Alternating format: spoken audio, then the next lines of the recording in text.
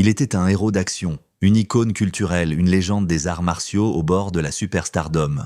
Un athlète extraordinaire, explosivement rapide, l'Einstein des arts martiaux. Des décennies après sa mort, Bruce Lee reste un nom connu de tous. La première chose qui vient à l'esprit quand on parle de lui, la vitesse. Ses mouvements étaient de tranchants, sa rapidité presque inhumaine, sa concentration absolue. Avec Bruce Lee, tu ne clignes pas des yeux, parce que quand tu fermes les yeux, tu ne vois plus Bruce Lee. Un seul homme a pu voir cette puissance de très près. Jackie Chan, à l'époque où il n'était encore qu'un cascadeur. Récemment, Jackie Chan a révélé des choses incroyables sur la vraie vitesse de Bruce Lee. Ce n'est pas quelque chose qu'on aurait pu imaginer. Qu'a-t-il dit exactement? Rejoignez-nous pour découvrir tous les détails. La vitesse et la discipline de Bruce Lee. Bruce Lee n'était pas comme les autres artistes martiaux. C'était une force de la nature. Pour le monde, il était invincible, trop rapide à suivre, trop puissant pour être défié.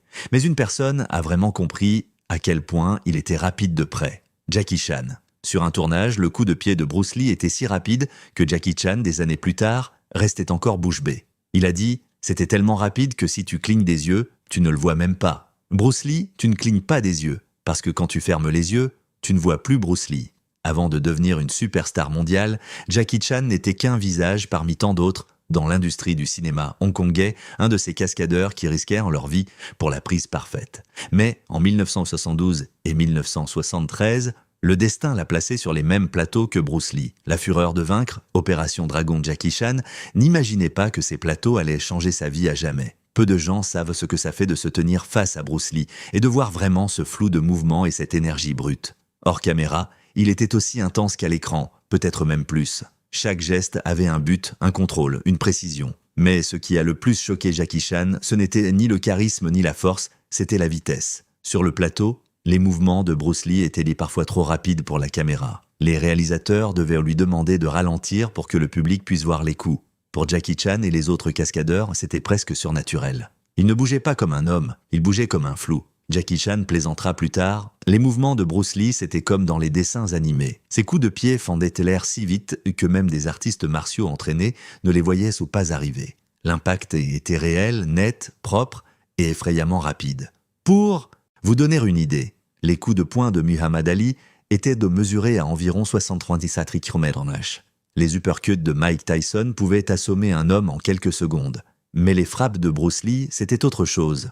Au-delà de la puissance ou de la vitesse, chaque coup était une question d'efficacité. Chaque muscle de son corps travaillait en harmonie parfaite. Aucune énergie gaspillée. La vitesse de Bruce Lee n'était pas seulement un don naturel, c'était le fruit d'une discipline implacable. Il s'entraînait comme un possédé. Des heures de coups de pied, de poing, de shadowboxing, musculation, assouplissement, travail mental. Il croyait que l'esprit contrôle le corps et que la vraie maîtrise vient de l'élimination de toute hésitation. Pour lui, le combat était une expression de l'âme. Entre les prises, Jackie Chan a vu ça de près. Bruce Lee ne se reposait pas comme les autres. Il continuait à s'entraîner, observer les cascadeurs, corriger les postures, montrer lui-même des techniques. Même en étant la star, il traitait les arts martiaux comme une leçon à vie, quelque chose à affiner sans cesse.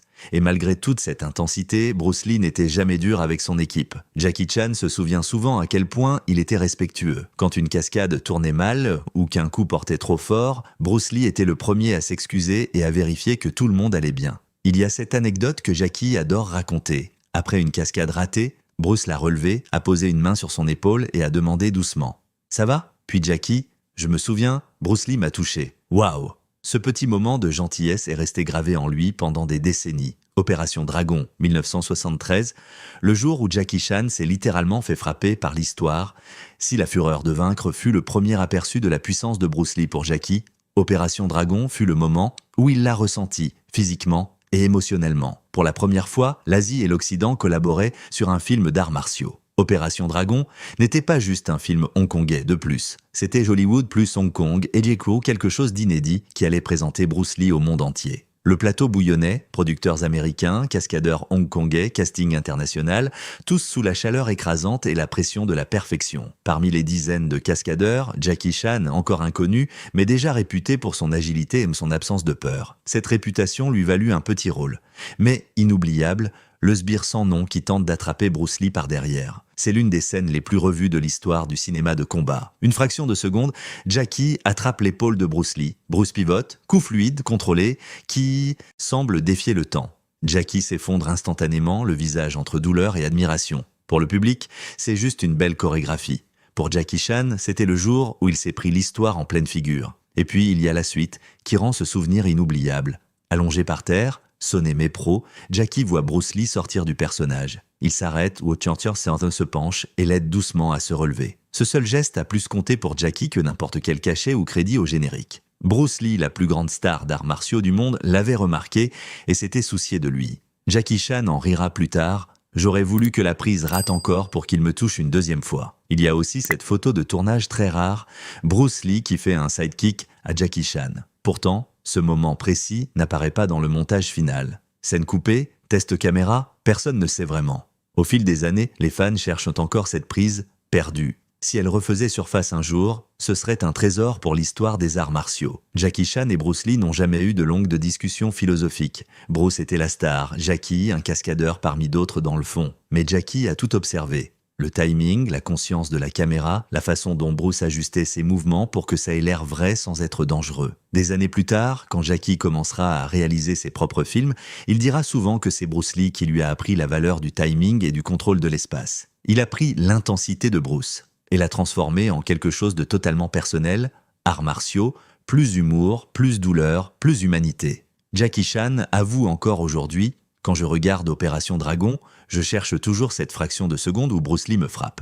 Et je montre l'écran en disant fièrement: c'est moi là. Les jeunes années de Bruce Lee, vous allez être choqués. Bruce Lee est né Lee Jun-fan, le 27 novembre 1940, à San Francisco, États-Unis, en pleine Seconde Guerre mondiale. Son père, Lee Hoi-Chuen, était une star de l'opéra cantonais. Sa mère, Grace Ho, venait d'une des familles eurasiennes les plus riches de Hong Kong.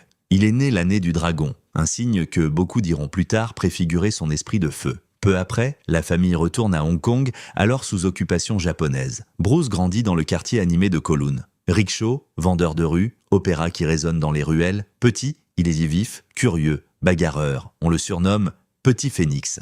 À cause de la carrière de son père, il apparaît au cinéma dès 3 mois, porté sur un plateau. À 6 ans, il a déjà tourné dans plusieurs films, dont The Birth of Mankind 1946. Mais l'enfance n'est pas rose. Hong Kong, d'après-guerre, guerre aux pauvretés, plus violence de gang.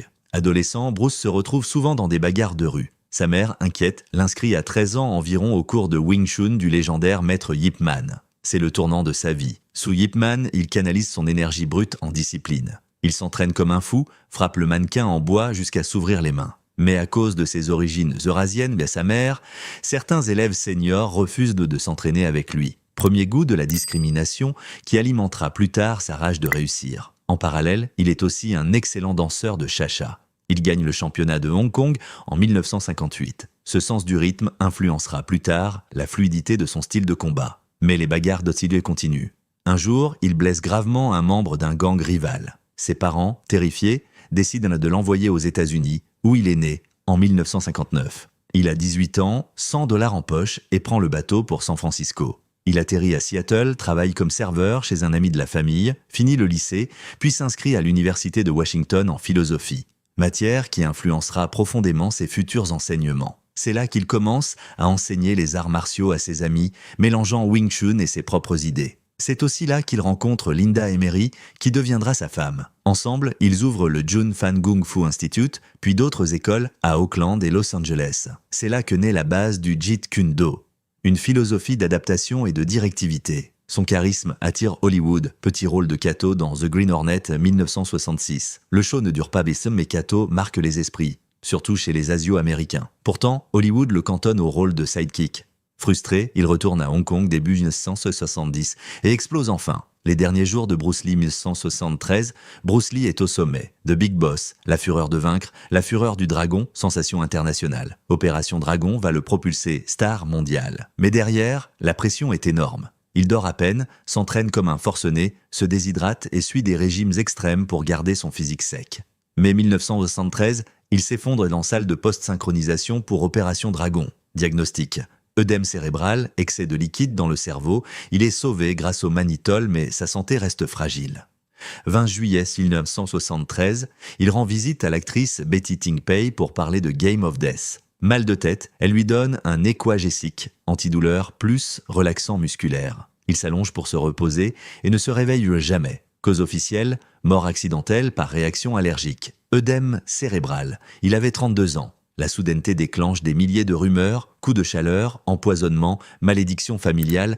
Son corps est rapatrié à Seattle. Il est enterré au cimetière Lakeview, à côté de son fils Brandon Lee, mort tragiquement sur un tournage en 1993. Des dizaines de milliers de personnes assistent à ses funérailles. Même mort, son influence n'a jamais faibli. Ses écrits, sa philosophie, ses films continuent d'inspirer des générations d'artistes martiaux, de réalisateurs et de penseurs. Bruce Lee a dit un jour « La clé de l'immortalité, c'est d'abord de vivre une vie qui mérite qu'on s'en souvienne. » Et il l'a fait, à la perfection. Bruce Lee n'avait pas besoin de mots pour imposer le respect. Ses mouvements parlaient de pour lui. Sa concentration était absolue, sa discipline sans égale. Se tenir à ses côtés, ne serait-ce qu'une seconde, c'était assister à quelque chose que peu de gens verront jamais. La fusion parfaite de l'art, de l'esprit et de la précision. Jackie Chan était là. Un jeune homme dans l'ombre d'un géant, et de cette ombre, il a appris que la grandeur, ce n'est pas la gloire, c'est la présence. La façon dont tu te tiens, dont tu traites les autres, dont tu consacres ta vie à ce que tu aimes. Des années plus tard, Jackie parle encore de Bruce Lee, avec la même humilité, comme s'il était toujours ce jeune cascadeur sur le plateau d'Opération Dragon, attendant son signal. Ces mots ne sont pas remplis d'ego, mais de gratitude. Parce que Bruce Lee ne l'a pas seulement frappé à l'écran, il a ouvert une porte pour toute une génération. Que pensez-vous de l'avis de Jackie Chan sur l'expérience de Bruce Lee à Hollywood? Pensez-vous que Bruce Lee était un grand acteur? Dites-nous tout en commentaire. Si cette vidéo vous a plu, likez, partagez, abonnez-vous et cliquez sur la prochaine vidéo qui apparaît à l'écran, vous allez adorer.